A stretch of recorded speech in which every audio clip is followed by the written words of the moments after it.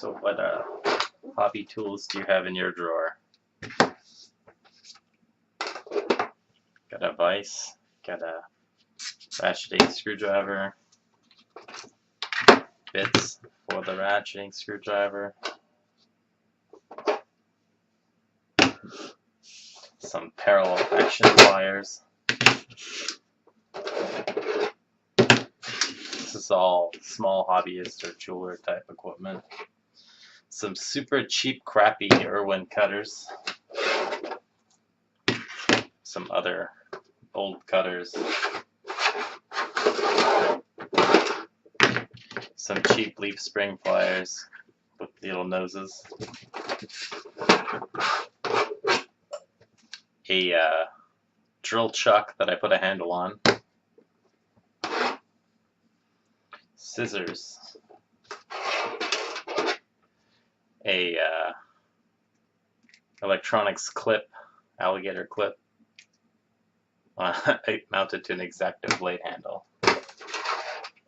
A syringe with large gauge needle, large needle. Insulated grabber. Another non-insulated grabber. Some surgical, I don't remember what these are called, locking clamps, hemostat clamps maybe, pin vise, and some cheap angled pliers and some cheap flat pliers, and hobby knife, and little wire pick tool. So these are pretty good basic pliers for any tight work. These are made by Forca, but there's lots of different brands, and these range from about $15 to $40.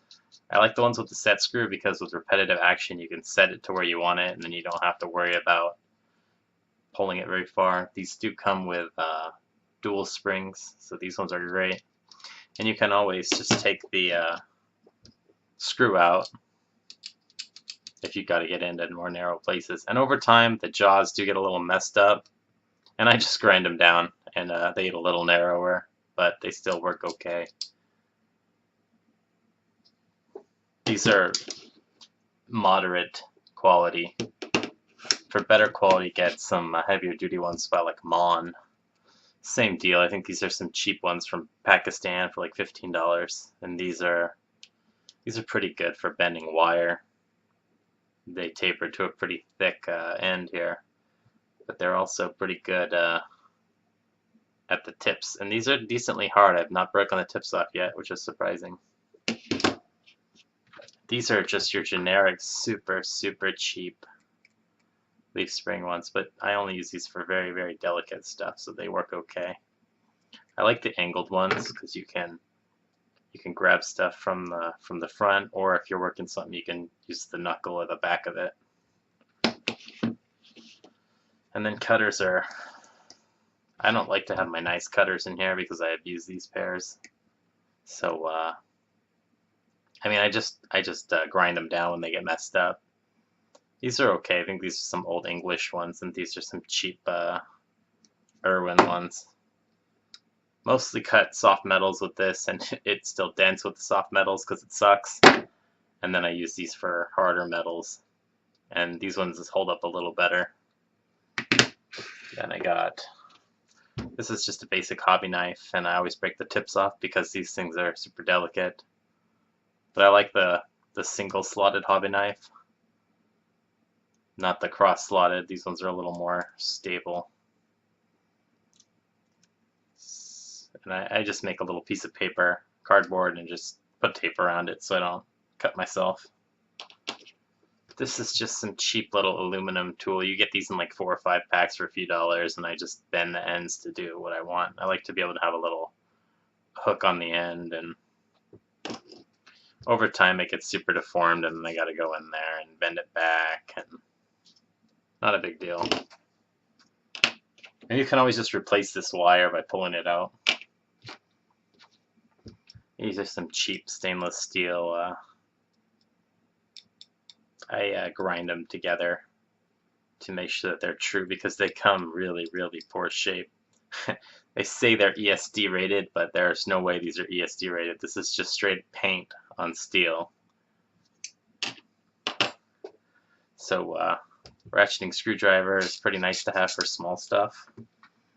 Get these hex shank bits. So most of these are going to be Phillips, but I got a few flatheads in here too because you got the occasional bastard screw. So you can just pull these out.